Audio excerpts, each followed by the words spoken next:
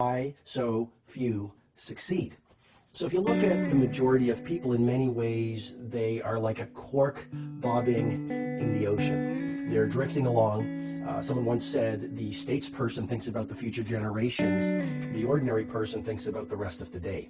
And unfortunately, so many good people with massive potential to achieve their personal genius have betrayed it because they just got pulled into reactivity, pulled into the noise of our modern life, pulled into diversions and distractions and trivial attractions. And so what I wanted to do in this episode to be of service to you is deconstruct why so few people succeed. And so I've come up with an acronym. The acronym is LSG. LSG. And so few people who could succeed actually do succeed because they've given up on learning, study, and growth. LSG, learning, study, and growth. So the neurobiologists and neuropsychologists will tell us that the human brain craves learning, and it craves curiosity, and it craves novelty. And unfortunately, a lot of us, we learned in school, but the moment we left school and walked out into the world, we've given up on our personal commitment to growth. And so I'm inviting you with great love and respect to reclaim the curiosity you once knew as a child when you were overflowing with awe and wonder. You see, our natural state is the way we're as children. We're built to be curious. We're built to be passionate. We're built to be full of energy. We're built to question things. You look at a little child and it's like, Mommy, Daddy, why? You look at an adult and they've contracted their curiosity. They've given up on seeing the magic in the world. They no longer grow. And so the mindset I want you to start practicing, because no idea works unless you do the work. To install a core belief, you just practice it until it becomes automatic. That's how you actually get to change your psychology. And so the mindset I invite you to start practicing each day is what I call the 2x, 3x mindset. To double your income and your impact. Triple your investment in two core areas. Number one, your personal mastery, and number two, your professional capability. And how do you do that? Again, you do it through learning, study, and growth. So I guess what I'm suggesting to you is you look at most of the population and you commit yourself to what I call anti-majority behavior. If you want to have a great life, a soaring life, a creative life, a productive life, a ultra-prosperous life, look at what most people do and do the opposite. So most people, what they do is they love consuming as opposed to creating. We live in a civilization of consumers. Buy this, eat this, do this, consume this.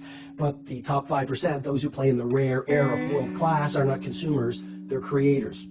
Secondly, most people, the 95%, this is no judgment, just reporting, but they're pleasure seekers. If you look at the true warriors of humanity, you look at the true empire builders, you look at the true titans who are constructing a better world, they're less about pleasure seeking because they understand that growth comes through discomfort.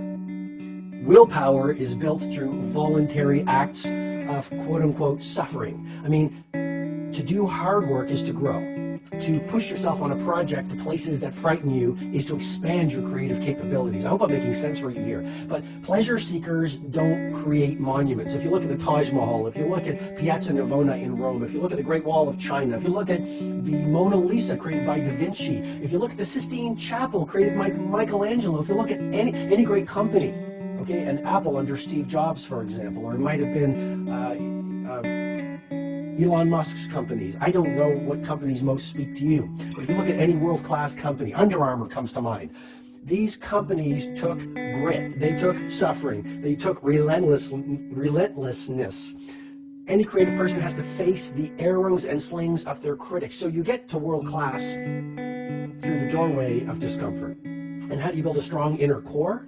You do it by walking into the metaphorical hard winters of growth. That's how you train. You look at a great athlete. It's the way they show up in the championship game is simply how they showed up in the lonely light of the early hours at practice. It wasn't easy. I mean, I always think of Muhammad Ali. He said, I didn't like any one of those early morning training sessions, but I said to myself, suffer now and spend the rest of your life as a champion. The 95% are also pretty bored. That's why they're addicted to distraction. I mean, if you do not have a cause and a burning fire and a purpose for your life, no matter what you do, taxi driver, teacher, firefighter, carpenter, baker, once you know a cause, then I'll put it to you this way. A compelling cause to donate the rest of your life to is the antidote to apathy. But most people don't know. You say, what do you want to stand for? I don't know. Good question. You say, what 5 things need to happen over the next 90 days for this to be the best quarter of your life? I don't know. You ask yourself, what are your top 5 values? I don't know. You ask yourself, ask most people, what is your magnificent obsession that gets you out of bed at 5 in the morning with fire in the belly and sparkle in your eyes? And they say, I don't know. See, most people do not spend the time to think. They're busy being busy, caught up in the complexity of every day. Divorce yourself from the majority. Get involved in what I'm sharing with you is anti-majority behavior. And here's the brain tattoo that I've been teaching at my events at like Personal Mastery Academy or my 4-day flagship event, the Titan Summit. And the brain tattoo I teach to the people in the room for exponential productivity so they build their empires, so they live world-class lives is simply this. To have the results only 5% of the population have, you've got to be willing to do the things that only 5% of the population are willing to do. I'm going to repeat that again for you so you can reinforce it and cement it. To have the results only 5% of the population have, you've got to be willing to do what only 5% of the population are willing to do. And it won't be easy. You know, I read a quote this morning and it was something to the effect of, any great piece of work that the world has seen came as a result of huge amounts of effort in isolation for long periods of time. And here's the great part of the quote: in estrangement from society. Because when you live like this, when you get up early, when you go the extra mile, when you have painstaking attention to detail, when you love to learn, study, and grow. Remember, LSG, learning, studying, and growing. In this world where most people are, they would rather spend time in entertainment than education. They would rather spend time in leisure than learning. When you live like this, when you devote yourself to your craft, when there's a sparkle in your eye to change the world and live your heroic potential, you'll be called a freak, an oddball, a misfit. But just remember this, and I say this with great love and respect. If people don't misunderstand you, you're not playing at your personal genius. Okay, let me finish up with 2 key points. Number 1, when you honor your potential as a lifelong student, when you live by this white belt mentality, always thinking like a beginner, always learning, growing, expanding, this is how you electrify your personal joy. A lot of people ask me on my social platforms or at my live events, Robin, how can I get more joy? How can I get my spark back? How can I live in the magic of life? One of the ways is through the passageway into learning. Learning fires your joy. This morning I got up early, as I do on most days, and I got on the exercise bike, but I also listened to an audiobook. And there's just something alchemic that happens when you're moving your body, but also fueling the student, the hungry learner within you. Second thing I want to leave you with.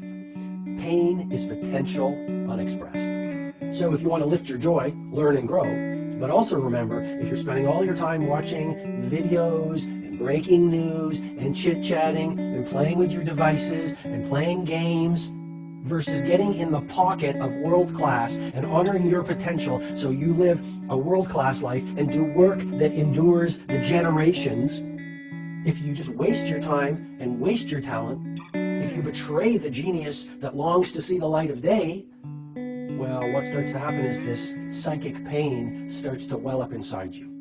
And more than anything else, you start to disrespect yourself at a conscious and subconscious level. This is very profound. I want you to think about this later. If you betray your potential, you start to disrespect yourself. And you start to fall into self-betrayal. And that builds this huge subconscious reservoir of low self-worth. And that's why you just sort of give up. You have apathy, there's no sparkle in your eye, you don't walk towards your fears anymore, you don't really care that much about your work and your love and your health and your life, and you resign yourself to the cult of mediocrity rather than playing in the place where you and I both know you belong to be, in the rare air of mastery. So I hope this episode has inspired you and challenged you to stand up and step up your game as a learner so you live a world-class life.